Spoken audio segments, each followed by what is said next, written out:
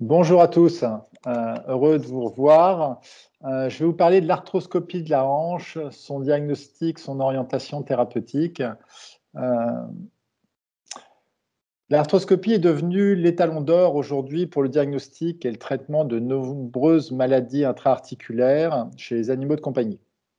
Elle fournit un moyen minimalement invasif d'évaluation articulaire qui va se traduire par des avantages à la fois péropératoires et post-opératoires. En péropératoire, l'arthroscopie de la hanche permet d'améliorer la visualisation au moyen du grossissement et de l'éclairage des surfaces articulaires et des structures intra-articulaires. L'arthroscopie coxo-fémorale est bien moins populaire que celle du grasset, de l'épaule et du coude pour plusieurs raisons. Petit 1, c'est une articulation relativement profonde avec un environnement neurovasculaire qui peut être compliqué. On n'a pas très loin en zone caudale le sciatique qui passe. C'est une articulation en socket ball, c'est-à-dire une articulation en rotule, dont l'accès sera difficile, pour laquelle il faudra réaliser une coaptation pour avoir finalement une visualisation relativement partielle et incomplète de l'articulation. Et enfin, l'acte chirurgical est techniquement compliqué de par l'articulation elle-même. Anatomiquement, la hanche se compartimente en un compartiment périphérique et un compartiment central. Le compartiment périphérique correspond à la portion externe du labrum et au col fémoral, et le compartiment central correspond à la surface cartilagineuse de l'acétabulum, le cartilage de la tête fémorale, la surface profonde du labrum, et l'arrière-fond et le ligament rond. Anatomiquement, ce qui est notable au niveau de l'articulation de la hanche, c'est la présence du labrum. Le labrum est une structure transitionnelle, fibreuse en périphérie, puis fibrocartilagineuse avant de se confondre avec le cartilage acétabulaire. Il forme avec le ligament transverse un joint circulaire autour de la tête fémorale, à l'origine d'un système hydraulique original et fondamental dans la physiologie de l'articulation coxo-fémorale. Il existe naturellement une différence de pression entre le secteur périphérique et le secteur profond. Expérimentalement, le labrum peut enfermer une couche de liquide dans l'interligne articulaire pendant plusieurs minutes. Et lors de la mise en charge, des échanges de fluide reproduisent dans la hanche un effet d'amortisseur.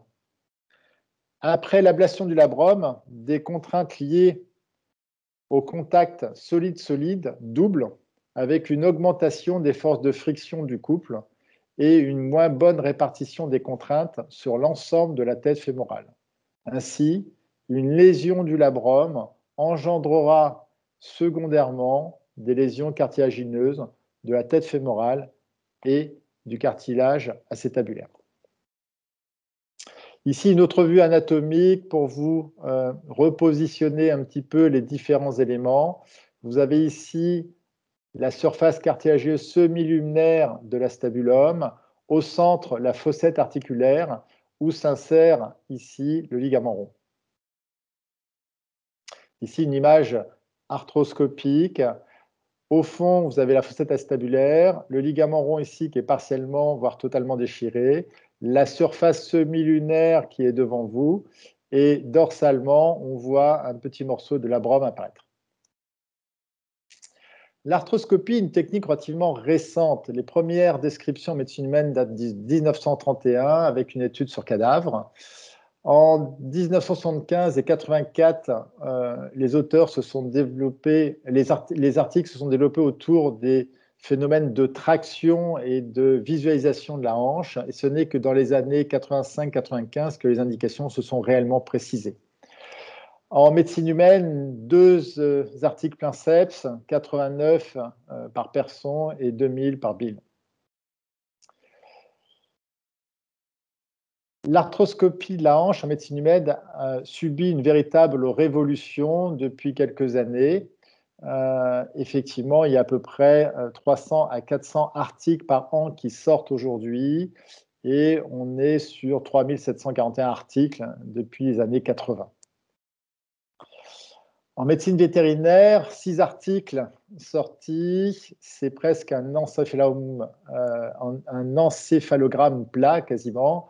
Donc, on a encore beaucoup de choses à écrire et à découvrir. Et pourquoi l'arthroscopie de la hanche est moins populaire que le grasset, l'épaule et coude? Peut-être parce que dans notre profession, on a quelques préjugés. On pense que la radiographie de la hanche est l'examen de choix et qu'il amène toutes les réponses et toutes les solutions. Une étude réalisée par Ian Holdsworth montre la faible sensibilité de la radiographie par rapport à l'arthroscopie. Sur une étude de 52 chiens cliniquement dysplasiques, les lésions arthroscopiques ont été rapportées par rapport à un score radiographique de 0. Grosso modo, aucune articulation sur ces chiens dysplasiques n'avait de signe de dégénérescence articulaire.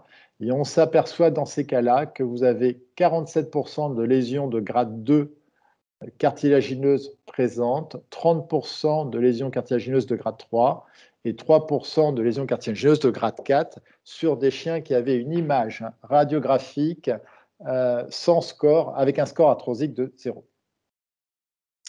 Donc, quel est l'intérêt de l'arthroscopie? C'est de voir ce qu'on ne voit pas et de voir ce qu'on n'imagine pas. Ici, un exemple, vous avez un labrador de 6 mois qui présente une légère laxité de la hanche gauche. On réalise une arthroscopie sur ce même chien. Ici, on découvre tout de suite des fibres du ligament rond qui sont partiellement rompues. En face, vous avez une visualisation de la surface semi-lunaire. Ventralement, on voit apparaître ici une lésion cartilagineuse de la tête fémorale. On se déplace crânialement à l'estabulum. On a vu, et on va voir une fois que là, le liquide s'éclaircit un petit peu en mettant un petit peu plus de pression. Donc la tête fémorale ici. Là, vous voyez ici le labrum apparaître avec une déchirure du labrum qui est présent et une désinsertion.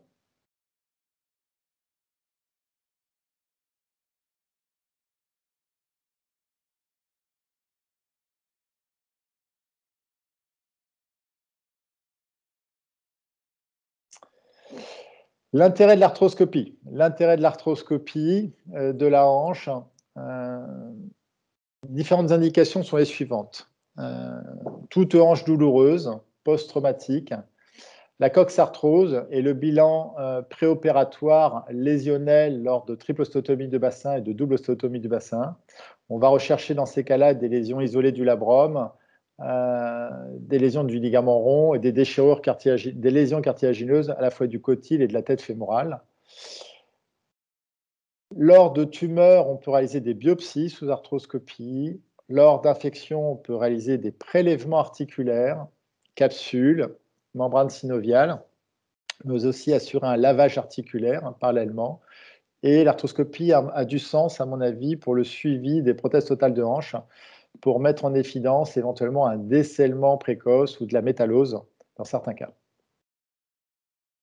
Comment réalise-t-on l'arthroscopie de la hanche? L'animal est en décubitus anesthésié, en décubitus latéral. La laxité passive maximale de l'articulation est en flexion à 80 degrés par rapport à la colonne. On réalise une légère pronation et une abduction, ainsi qu'un traitement associé avec un contre-appui inguinal appliqué aux membres opposés. La traction est assurée soit par un assistant, soit par un dispositif de traction. Là, ici, pour vous rappeler que la laxité articulaire est maximale lorsque le membre est en rotation interne de 10 degrés et en extension de 80 degrés. Une étude s'est intéressée à la différence entre une distraction grâce à un appareil, un distracteur, ou par taxis externe en tirant très fort. On s'aperçoit que dans ces cas-là, la distraction est multipliée par 4. L'ouverture liée à la distraction est multipliée par 4 grâce à un distracteur. Les lésions cartilagineuses sont moindres en cas de distracteur. En revanche, il n'y a pas de différence au niveau de la tête fémorale. et il n'y a pas de différence non plus en termes de visualisation. Donc, à titre personnel, j'utilise très peu de distracteurs mécaniques et je préfère une traction manuelle. La réalisation de l'arthroscopie est assez simple. On va prendre une aiguille spinale, longer le rebord dorsal du trochanter pour pénétrer dans l'articulation. Une fois que vous êtes là, vous allez mettre une deuxième aiguille qui sera le port de sortie. On vérifie la présence de ces deux aiguilles dans l'articulation en injectant de l'eau. Et là, vous voyez effectivement l'eau ressortir par la deuxième aiguille. Puis, secondairement, on va inciser la peau et pénétrer au mandrin dans l'articulation. Je vous ai rappelé ici les différentes voies en fonction de la hanche gauche ou de la hanche droite. Sur la hanche gauche, le port de l'arthroscope sera à midi, le port instrumental à 10 heures et la voie de sortie à 7 heures. Sur la hanche droite, le port d'arthroscope sera toujours à midi, la voie instrumentale à 2 heures et la voie de sortie à 5 heures.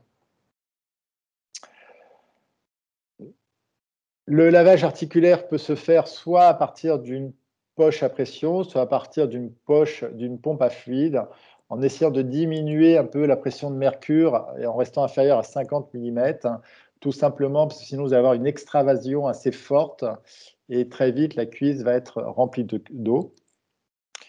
Le type d'arthroscope peut être du 2,4 ou du 2,7. L'angle le plus fréquemment utilisé en médecine vétérinaire, c'est le 30 degrés parce que c'est un angle qui permet un peu de faire du coude, de l'épaule et du genou. Néanmoins, sur la hanche, il me semble intéressant d'avoir un angle de 70 pour aller visualiser un petit peu mieux à la fois les lésions du labrum et peut-être le compartiment périphérique. Les solutions de lavage, toujours préférer le Ringer lactate, bien évidemment, pour éviter des lésions cartilagineuses. L'exploration et l'anatomie arthroscopique doit se faire de manière rigoureuse et systématique. Et le but, c'est de voir le ligament rond, la fosse acétabulaire, le cartilage articulaire de l'acétabulum et de la tête fémorale, qu'on ne pourra voir que dans 70%, toute la portion ventrale étant pas accessible. Le rhésus crânial et caudal de l'articulation, la membrane synoviale, le labrum et le ligament transacétabulaire. On commence l'exploration généralement au fond de l'acétabulum. L'arthroscope est rentré profondément et là, on va s'intéresser au ligament rond. Ici, vous avez différentes images sorties du livre de Brian Bill sur l'arthroscopie, où vous voyez un ligament rond sain, puis partiellement déchiré et rompu. L'examen arthroscopique, en position 2, on va relever un petit peu l'arthroscope, et là, on voit la surface semi-lunaire acétabulaire apparaître, le rebord dorsal et, je dirais, central de la tête fémorale. Et ici, vous avez des lésions effectivement d'abrasion de la tête qui sont visibles sur les images présentées. Et enfin, on va faire réaliser à l'arthroscope un 180 degrés pour regarder le rebord dorsal du labrum et le dérouler crânialement et caudalement. Je vous ai mis ici une classification des lésions du labrum. Alors, c'est une classification en imagerie. Pour autant, nous, en vétérinaire, on n'a pas accès à l'IRM, donc on va avoir plutôt une classification macroscopique. Et les lésions que vous allez voir le plus fréquemment sont les lésions de stade 2 avec une déchirure du labrum ou une désinsertion du labrum en stade 3. Deux compartiments. Le compartiment périphérique est compliqué à explorer chez le chien, je pense pour deux raisons. Petit 1, on n'utilise peut-être pas les bons arthroscopes, et un arthroscope de 70 sera intéressant. Et 2, je pense que l'insertion et le positionnement de la capsule est un petit peu différente par rapport à l'homme. Et donc, elle limite un petit peu cette exploration caudale et du col fémoral en arthroscopie. Le compartiment central est relativement bien visible, mais une traction est indispensable pour décoapter la hanche. Les indications. En médecine humaine, deux grandes indications. C'est les chirurgies du labrum et le conflit fémoro-acétabulaire. Avec un effet cam ou un effet pince. L'effet cam, c'est vous avez des ostéophytes sur le rebord dorsal ou en périphérie de la tête qui viennent frotter et abîmer le rebord dorsal du labrum. Et l'effet CAM, c'est un conflit avec le trochanter. L'intérêt de l'arthroscopie de la hanche en médecine vétérinaire va être tout d'abord une aide au diagnostic. On va prendre cet exemple. Ici, vous avez un jeune berger tahitien qui présentait une boiterie du membre postérieur droit.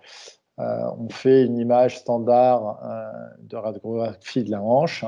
On ne voit pas réellement de modification anatomique majeure. Il n'y a pas d'arthrose, il n'y a pas de ligne de Morgan. Et pourtant, on a un chien qui est extrêmement douloureux. Et lorsque vous rentrez dans la hanche avec l'arthroscope, on s'aperçoit très vite, petit 1, que vous avez une déchirure ici partielle du ligament rond, une érosion qui commence à apparaître au niveau de la tête fémorale.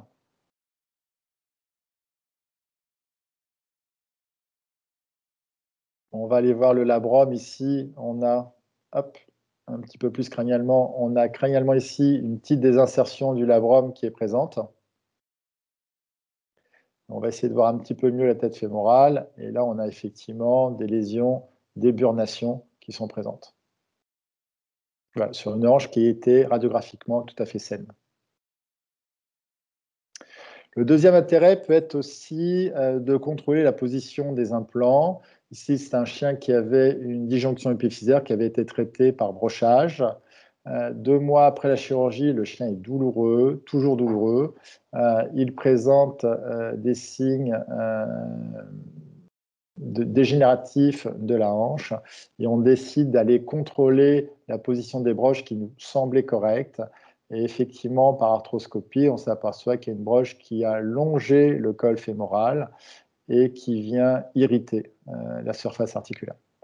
Donc, on peut retirer sous contrôle arthroscopique cet implant. Un intérêt qui a été décrit dans la littérature, c'est la biopsie osseuse et le diagnostic. Ici, un chien qui présentait une tumeur de la tête fémorale. L'arthroscopie a permis effectivement une biopsie de l'os qui a démontré qu'on avait à le faire un fibrosarcome et une prothèse de hanche a été mise secondairement.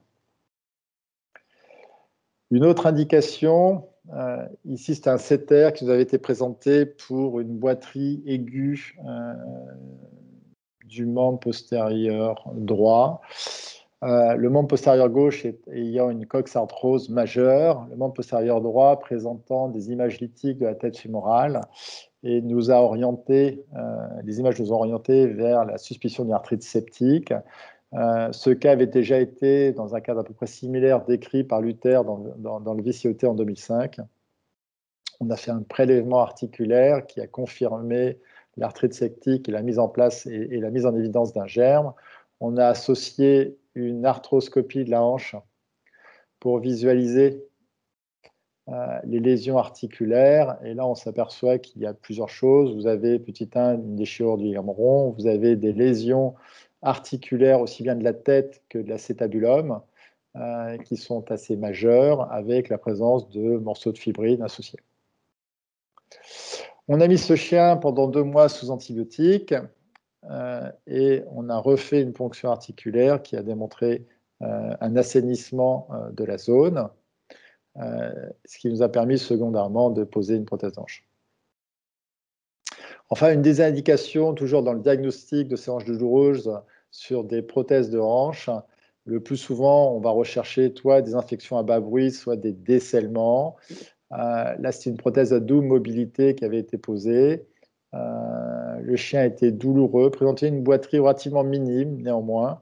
On a décidé d'aller contrôler sous arthroscopie cette hanche et on a découvert, petit 1, qu'il y avait des morceaux de ciment qui étaient fracturés, 2, qu'on avait notre cupule ici qui était totalement mobile et qui était décellée.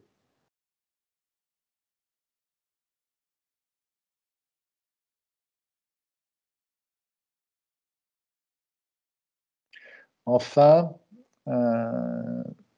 une dernière indication qui n'en est pas une aujourd'hui parce qu'il nous est difficile de la traiter.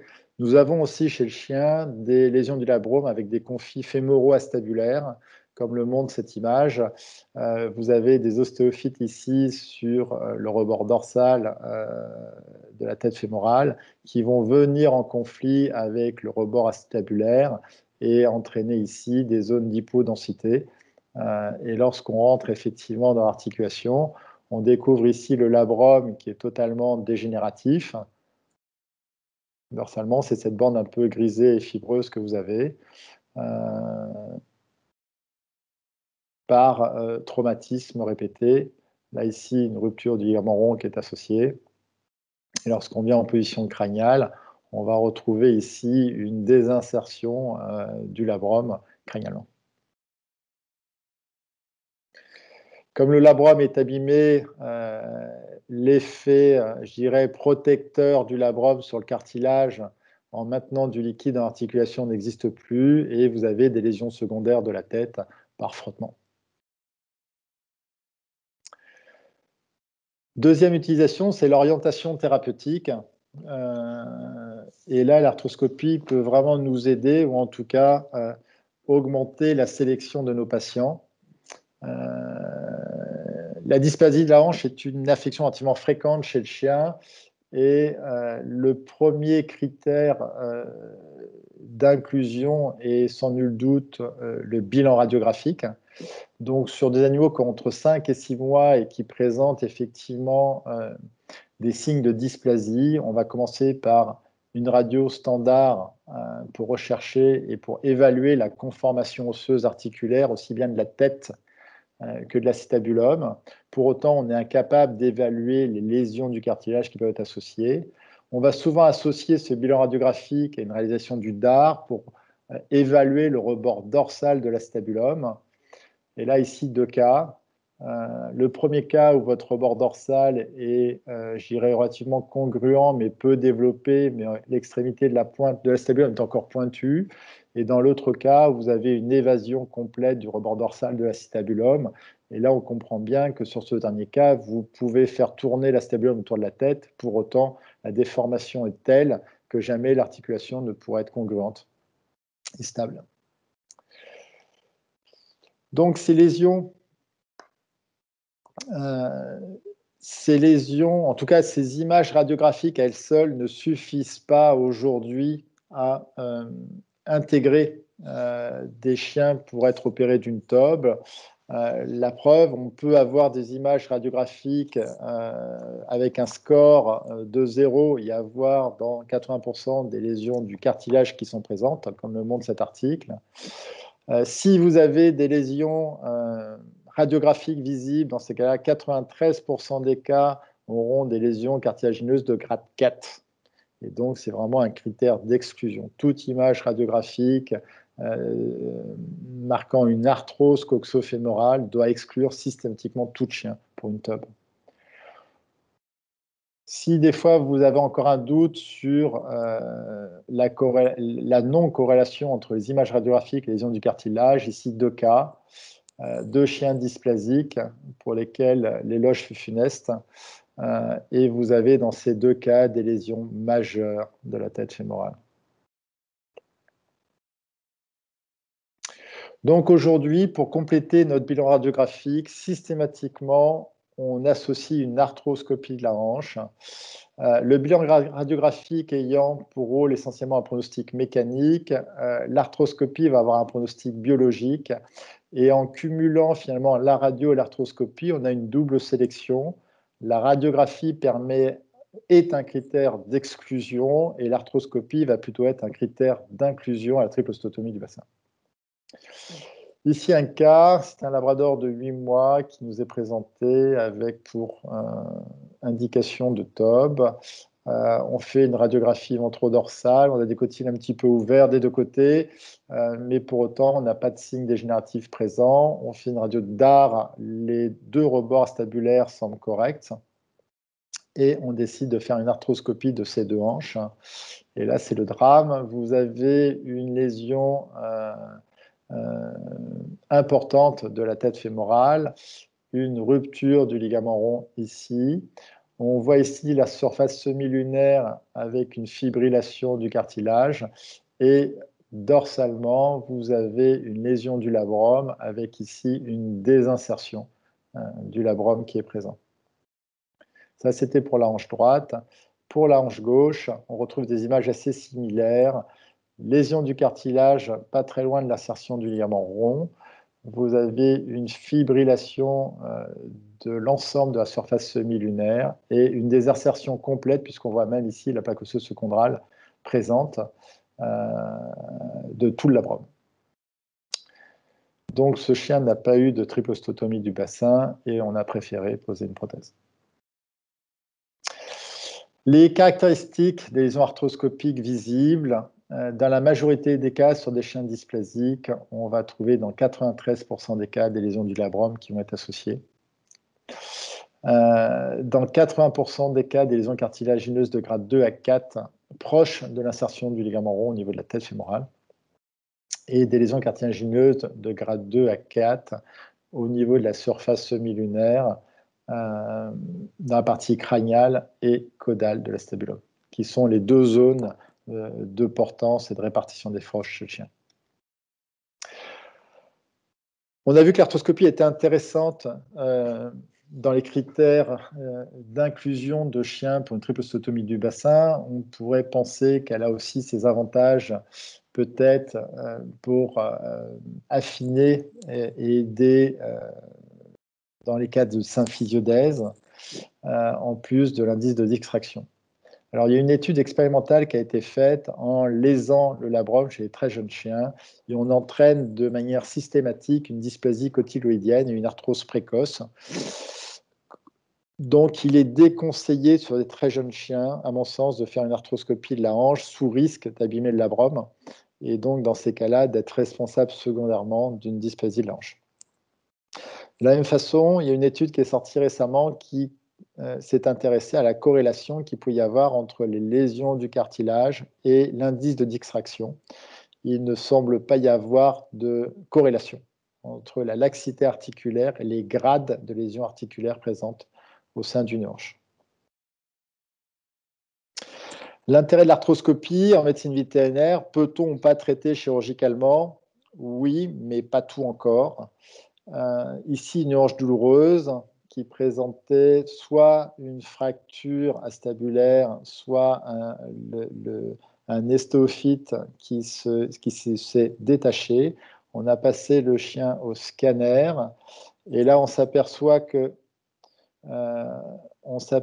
vous avez ici le rebord acétabulaire qui est tronqué avec un petit élément osseux qui est séparé. Donc, on a opté pour une fracture du rebord dorsal acétabulaire qu'on est allé chercher par arthroscopie. Ici, vous remarquez le fragment qui est présent et qui venait éroder le rebord dorsal de la tête. Donc, ce fragment est allé chercher avec une pince sous arthroscopie. Donc, on arrive quand même relativement à travailler.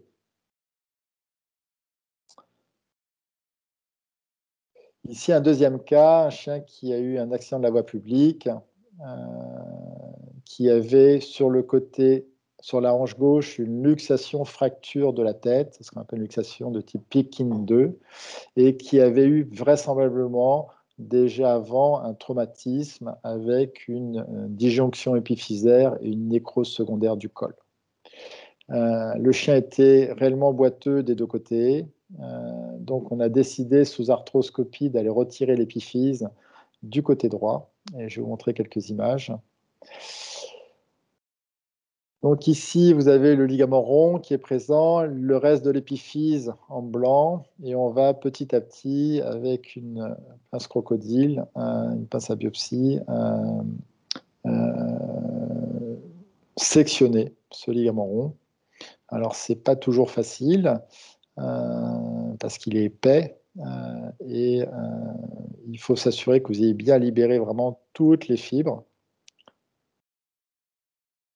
Et puis secondairement, on est allé découper, en tout cas l'épiphyse, qui était relativement attachée et solide, qu'on n'arrivait pas à sortir avec une pince. Donc on a pris l'option de la découper en petits fragments au shaver et de la retirer petit à petit.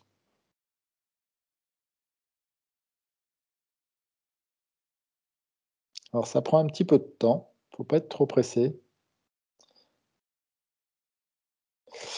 Et puis ici, secondairement, avec une pince, on va effectivement retirer morceau par morceau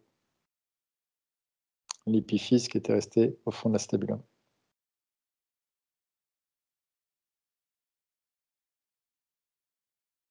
Donc on arrive à tourner l'épiphyse, on arrive à travailler et à y voir relativement correctement.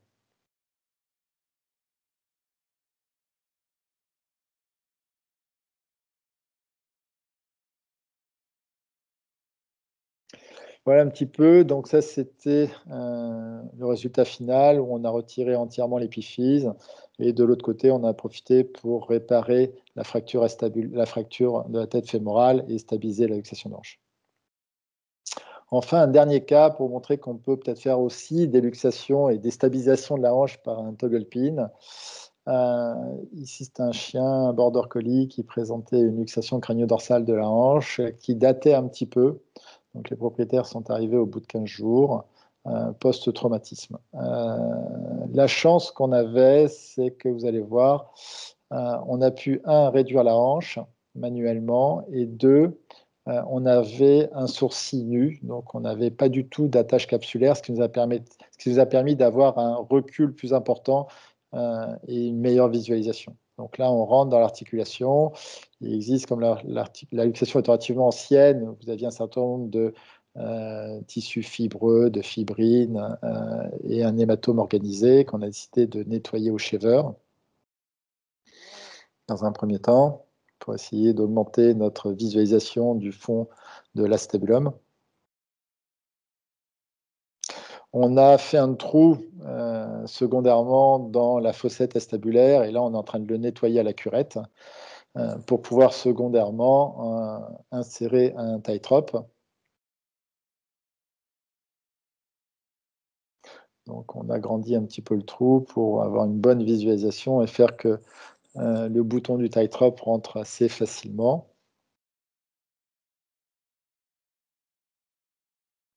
Hop, là on va insérer le bouton du tightrope dans le trou de la fosse acétabulaire. On impacte le bouton, vous voyez le fil du tightrope qui est associé. Hop, le tightrope est passé à travers notre trou. On va tendre le tightrope pour s'assurer que le bouton est bien bloqué. Hop, ce qui est le cas.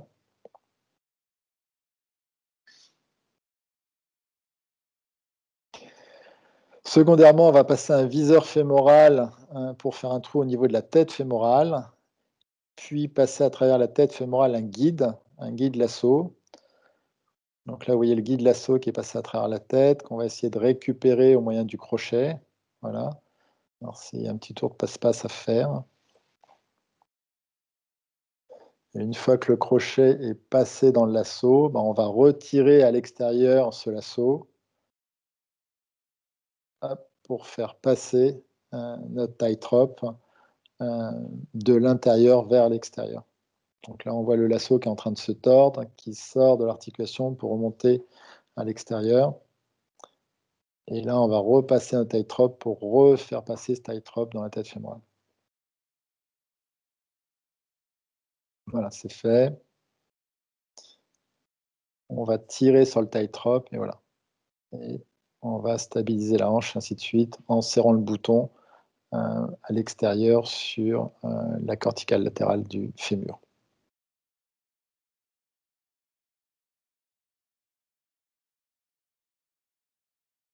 Voici un petit peu, alors pour l'instant, le mini-invasif, c'est un petit peu compliqué. C'était la première fois qu'on faisait ça. Je pense qu'il y a moyen d'ouvrir secondairement beaucoup moins pour faire le trou, en tout cas dans la tête fémorale. Mais néanmoins, on a réussi par cette technique à stabiliser une hanche et je pense qu'il y a une véritable voie de développement de l'arthroscopie pour les luxations de hanche chez le chien en tout cas. Voilà, je vous remercie de nous avoir écoutés. Tout ça pour dire que la hanche, à mon avis, est une articulation à redécouvrir. À nous de progresser sous arthroscopie. il me semble qu'il y a beaucoup de techniques à inventer ou à réaliser, et peut-être quelque chose que l'on méprise et que l'on sous-estime, ce sont toutes ces lésions du labrum qu'on pourrait peut-être traiter sous arthroscopie et qui éviteraient peut-être des lésions cartilagineuses secondaires. Je vous remercie de m'avoir écouté et à très bientôt sur la chaîne Arthrex.